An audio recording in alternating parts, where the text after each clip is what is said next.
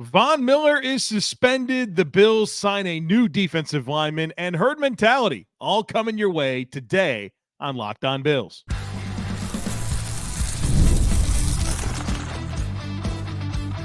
You are Locked On Bills, your daily Buffalo Bills podcast. Part of the Locked On Podcast Network, your team every day. What's up, Bills Mafia? It's Joe Marino, author of Go Bills and Buffalo's Run, also the co-host of the Locked On NFL Scouting Podcast, and I'm your host of Locked On Bills. Want to thank you for making Locked On Bills your first listen every day, and a big welcome and shout out to our everydayers. You know who you are. Those of you who never miss a single episode, I appreciate y'all being here very, very much. I'd also like to invite you to subscribe or follow for free on YouTube or wherever you listen to podcasts. We're part of the Locked On Podcast Network, your team every day. Today's episode is brought to you by FanDuel. Place your first $5 bet and you'll get started with $200 in bonus bets guaranteed. Just visit FanDuel.com to get started. Well, folks, welcome in. Got a couple of different things to do here today. First, Von Miller has been suspended. We'll talk about that. The Bills signed a new defensive tackle, and then two segments of herd mentality that cover all the hot button topics in the world of the Buffalo Bills. So buckle up. Let's do it. We'll start with the news that came through on Tuesday afternoon with Von Miller, and he has been suspended 4 games without pay for violating the NFL's personal conduct policy. He'll be eligible for reinstatement on October 28th, following the Bills' Week 8 game against the Seattle Seahawks. He's eligible to return Week 9 against Miami.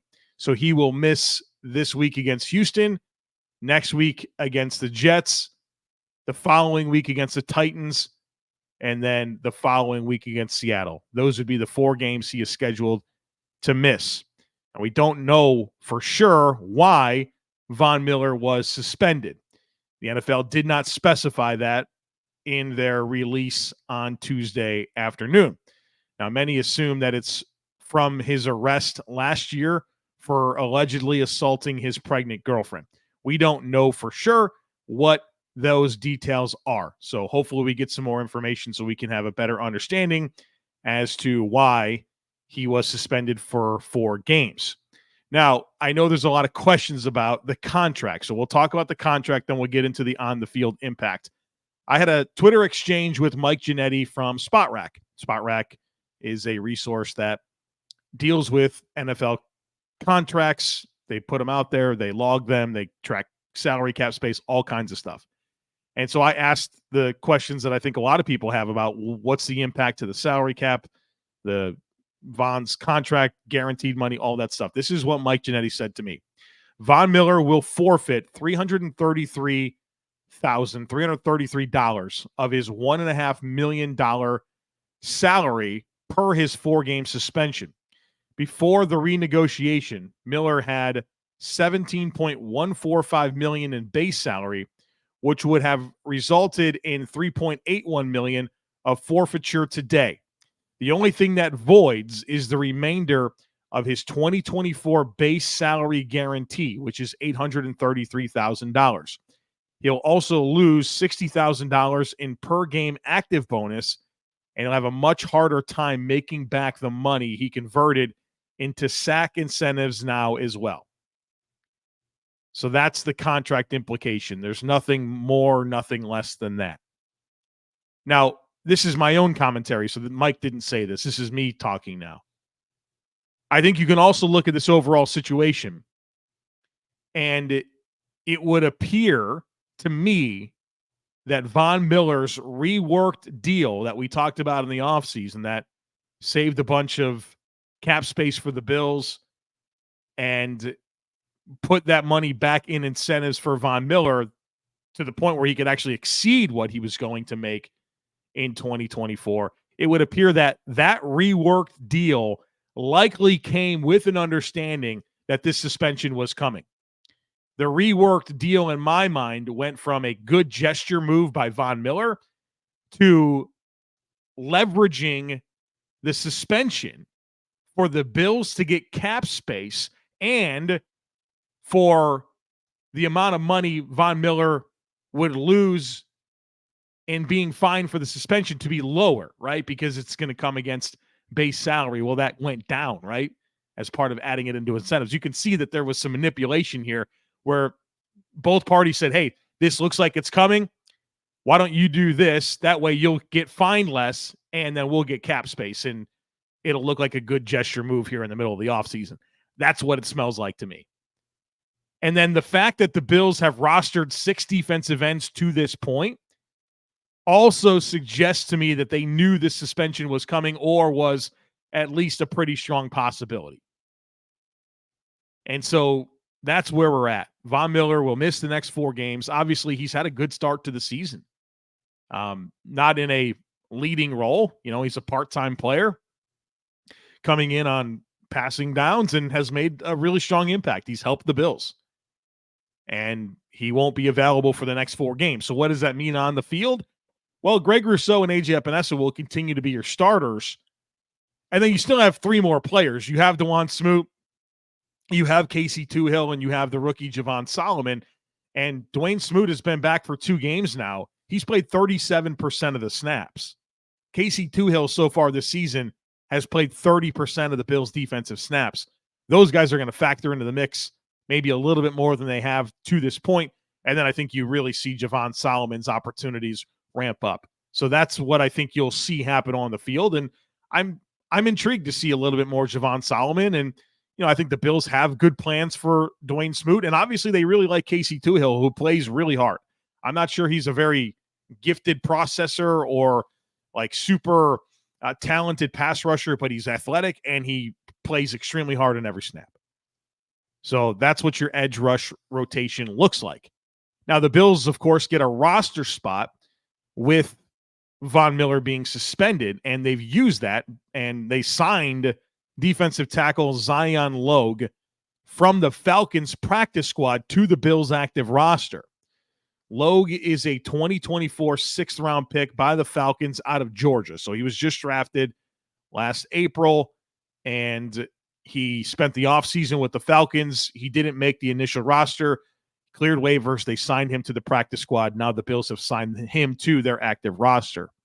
23 years old, 6'6", 325 pounds, RAS score of an 8.22. So he's got good size and good athleticism. 5-year player at Georgia. Obviously a lot of success for the program at Georgia. He appeared in 50 games with 16 starts. And if you're familiar with the Georgia Bulldogs program, it's a loaded defensive line situation. They've had a lot of very high picks. They have a lot of high picks coming. And so, he certainly wasn't Jalen Carter or Jordan Davis, but he was a meaningful part of that mix, a very good mix at Georgia. He's known for his run defense. That certainly feels helpful coming out of that game against Baltimore. And hopefully he can be a valuable part of this defensive tackle rotation. Another guy in the mix that's young, right? The Bills are rostering 11 rookies, I guess 10 because Tylen Grable's on injured reserve, but this is now an 11th rookie that, is a member of this 53-man roster. So more youth, especially on defense, but I think it's fair to say that the defensive tackles so far this year haven't been great. I think they've all fallen short of expectations, from Ed Oliver to Daquan Jones to Austin Johnson as a free agent move. I mean, I'm not sure the expectations were overly high for me for Dewayne Carter, but when they rostered him as the 4th defensive tackle and only rostered 4 defensive tackles, you kind of felt like maybe there was an expectation for him. Obviously, he made a tackle for loss against the Ravens late in that game, but I think you're looking for more from this group. And I think some of the opponents didn't lend favorably to those guys being overly impactful. I still think you want more out of that defensive tackle group. So I'm not sure that Zion Logue comes in here and completely changes the group, but as a new addition, I think maybe more competition for playing time with another body in the mix. There could be a bit of a spark here as a result from a position where I feel like you do want more production than you've gotten to this point out of your defensive tackles.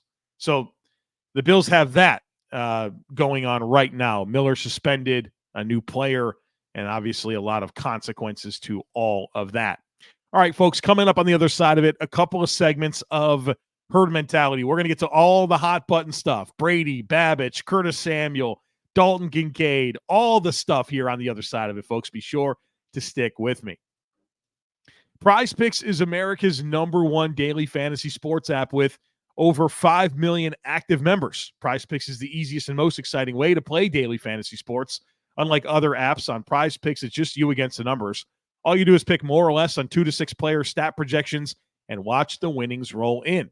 PrizePicks is the only real money daily fantasy sports platform with an injury insurance policy, so that way your lineups stay in play even if one of your players gets hurt. So check it out. Download the PrizePicks app today and use code LOCKEDONNFL and get $50 instantly when you play $5. That's code LOCKEDONNFL on PrizePicks to get $50 instantly when you play $5. You don't even need to win to receive the $50 bonus. It's guaranteed. PrizePicks, run your game. All right, let's get into some of these herd mentality items. First one comes from Tara, who says, what is your overall confidence level in Bobby Babich and Joe Brady right now?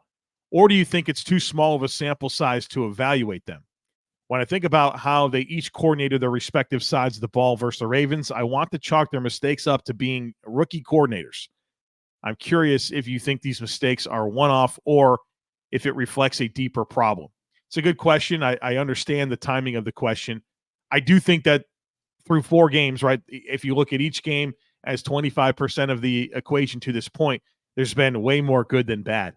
Way more good than bad. I think we felt great about these dudes for 3 games, and they had a stinker of a night against the Ravens.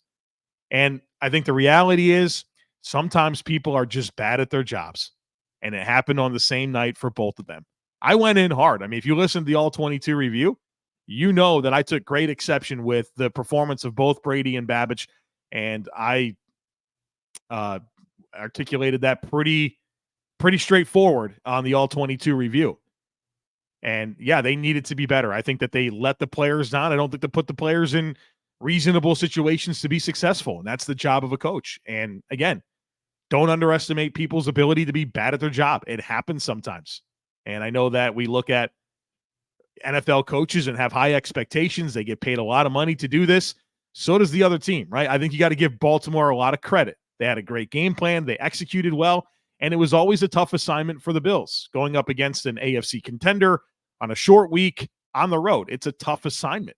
And I think in a lot of ways, the Ravens in particular are built to expose the weaknesses of the Bills, especially when it comes to the defense, especially when you're down your entire second level. You don't have Milano, Bernard, and Johnson. It's a bit of a nightmare situation. I talked about this at the end of the week, and I tried to articulate it, and the silver lining for me always came back to, well, I think the offense will be able to score enough points where this will be a concern, but it's maybe not a fatal flaw. I think the fact that you had both things happen in the same night where your offense and your defense didn't have the right stuff, it was a bad combination. And the game script got away from the Bills, and it didn't work out. And here's the deal. Like, I understand the idea that maybe there's something on tape right now that you're concerned with, that other teams can replicate and really expose the Bills. Well, I think the Ravens are one of one. There's not another team out there with a backfield that includes Derrick Henry and Lamar Jackson and that fullback Patrick Ricard, right? Wake me up when there's another team that has that collection of players. There's not. Those are really 3 unicorn players, very unique players that I think all together under those circumstances, especially with how the Bills chose to play the game, it was a bad recipe. And then, look, they killed the Bills on trap plays and wham blocks and, inviting penetration up the field and really creating good angles in the run game for their players to win. And the Ravens didn't run a single trap play in the 3 games prior in 2024. I mean, they had some great wrinkles. So tip your cap to Baltimore, and the Bills had the wrong stuff. It's a one-off. The Bills are on pace to win 12 games. I mean, it's a great start to the season. They had a bad night. And so, I think through 4 games, the sample size of good is way bigger than bad, and we'll see what happens moving forward. But I don't have like a big moment of panic on my end in considering Brady and Babich what they are capable of and what this is going to look like moving forward. I think they had a bad night. John says, as to be expected after a Bills loss, the airwaves were filled with gloom and doomers. A lot of the complaints were about how this was what happened when you don't have a number one receiver. I, however, see it as a bad matchup with a misguided game plan. Too much pressure on Josh, too little pressure on Lamar, and a bunch of momentum-killing miscues. What are your thoughts? Can everyone each be successful, or do teams need a number one receiver? It's a good question, and I align a lot more with what John's saying. I think you can obviously look at the Kansas City Chiefs as the winners of the last two Super Bowls who don't have a true number one wide receiver, and it's pretty obvious that it's not required. Look at the success of the Green Bay Packers had last year without a true number one wide receiver. This is more of a trend than it is anything. And I'll tell you what, I wish everybody would just watch the tape. You know, the answers are always right in the tape. The Bills lose a game, and it's like every knee-jerk impulse that people would have about what they're concerned about with the team, that's the leading thing that you want to champion and go crazy about and feel like you got to go nuts letting everyone know that that's the problem. The answers are on the tape. Like, watch the tape. What's the game plan? What are the players asked to do? Were they able to be successful? What options existed? And you'll get the answers. I watched the tape in depth. I've shown my work. I didn't watch that tape and one time thought to myself, you know what? Man, Josh Allen doesn't have open players. No, they had pass pro problems, which led to major issues with, protection schemes, and you need to keep extra blockers in. And the next thing you know, you're keeping 7 in. That means you only have 3 in routes. They've got 5 over 3. Nobody's getting open against that. It's a deplorable defensive game plan that led to a negative game script that turned into a true drop back passing game. Makes it easy for the defense. Remember how much fun we had watching the Bills defense play against the Jaguars and Dolphins because the Bills got ahead in those games? It's a negative game script for the opponents. And you could just tee off and go crazy. Well, Baltimore got to enjoy that. That same thing that happened, the Bills were able to do to their opponents, happened to them. It's like we got to be mindful of these variables. They're very important. There's play calling blunders, drops.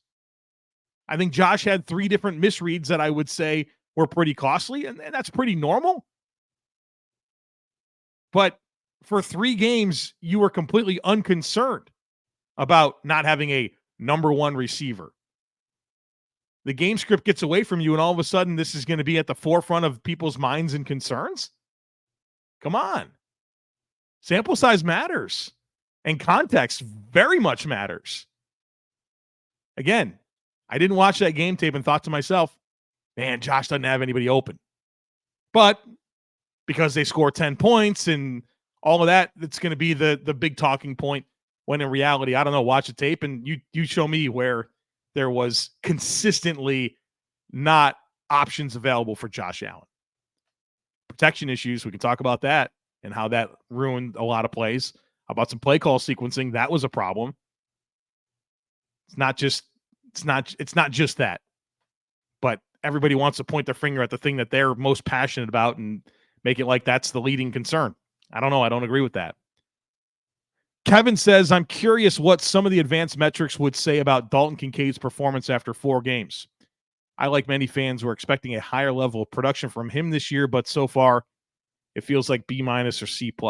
I mean, his numbers have been pedestrian. He's 13th in catches and yards among tight ends. I will say he has more catches and touchdowns than Sam Laporta, which was the big talking point last year. Dalton Kincaid gets a lot of attention. Like, there's a lot of gravity to him when he runs routes. There are people high-lowing him. Like, teams know the skill level of Dalton Kincaid, and they know that the Bills want to feed him the football. He gets a lot of attention. And as other pieces of this offense develop, Keon Coleman, Curtis Samuel, some more vertical components, it's only going to help with Dalton Kincaid's opportunities. He's still a young player in the league, and I don't really feel like he has any deficiency with his skill or ability to make an impact. I think the Bills offense has to develop into what it's designed to become, which is going to be more favorable for Dalton Kincaid to be involved. So I don't think there's anything to panic about. It's got to come together. It's week 4. Bobby says, based on the money that Curtis Samuel is making, as well as the snap count percentage, do you think that it corresponds with Samuel's usage in the offense? or my expectations too high? Is he fine as of now, or are we missing something on the all-22? I think Curtis Samuel's certainly capable of doing a lot more in this offense, and I would like to see that happen.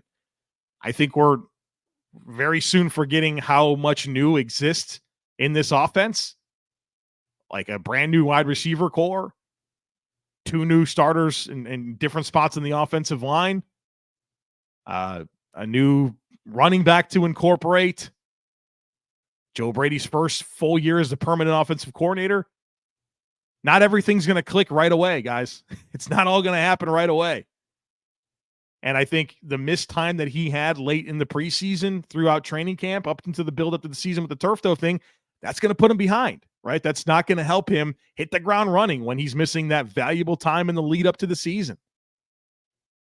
So, yeah, I want more out of Curtis Samuel. I think you'll eventually get more out of Curtis Samuel, but it's far from a leading concern of mine with this football team right now is what the Bills are getting out of Curtis Samuel. I think that will come. Josh Allen is playing his first ever games with Mac Hollins and Keon Coleman and Curtis Samuel and Marquez Valdes-Scantling. That's not nothing. That's a big deal. And I think for 3 games, because of the success the Bills had, people kind of forgot that there was that much new happening and trying to sort out. And you have one stinker against the Ravens, and all of a sudden the questions come, right?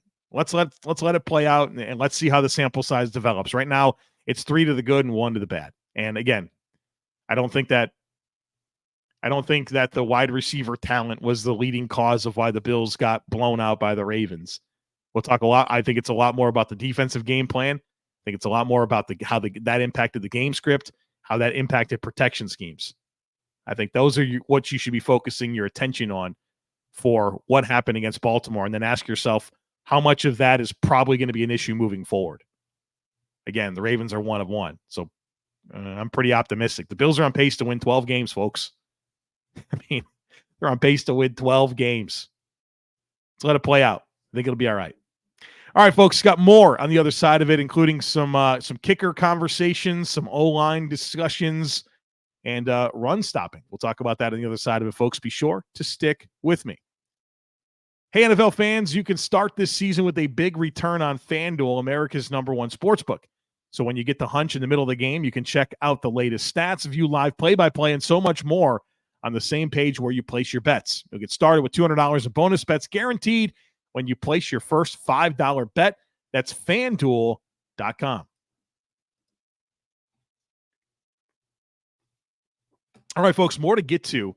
But before we do, I'd love to invite you to check out the Herd Mentality Substack, something I launched at the beginning of the season. And I'm writing articles, and I'm having a lot of fun writing at least 3 a week. And this is a big week, actually. This is going to be a 5-article week where it's the first quarter report cards. So the Bills have played 4 games. I'm going to do a big report card article on them. In addition to, I grade every player on the Bills, and I put them in a category, like elite starter, quality starter, average starter, depth player, replacement level.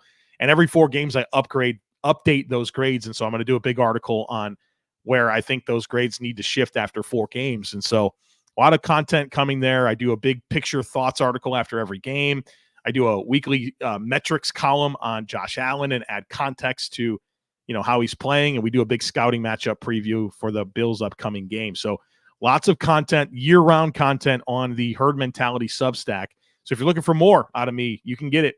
The link in today's show notes will take you to the Substack. You can check out what we're offering and see if that's right for you. Also, if you subscribe to the Substack, you get into the Discord channel, and we are having fun in the Discord channel. I think we're almost at 1,200 people in there, and we're doing a lot of exclusive stuff. And in fact, tonight on Wednesday, I'm hosting a Bills Easy Trivia Night, Discord exclusive.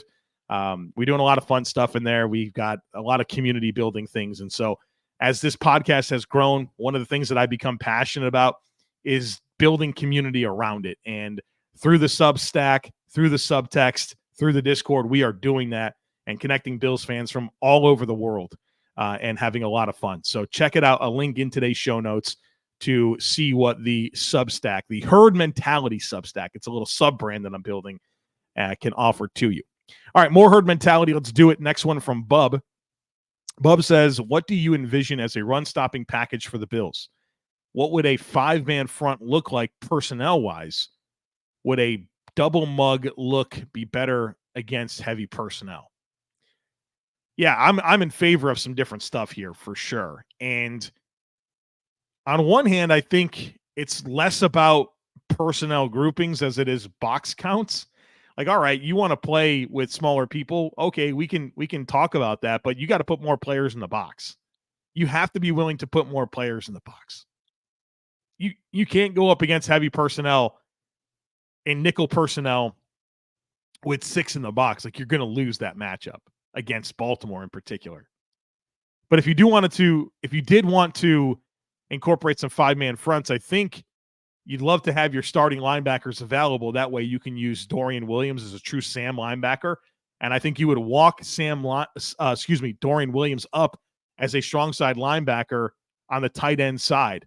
And then you just have your normal defensive line next to it. So that would be your 5-man front. Or I think you can use Rousseau as that walked up outside linebacker, if you will, and then have Dawuane Smoot next to him as like a 4 or a 4-eye.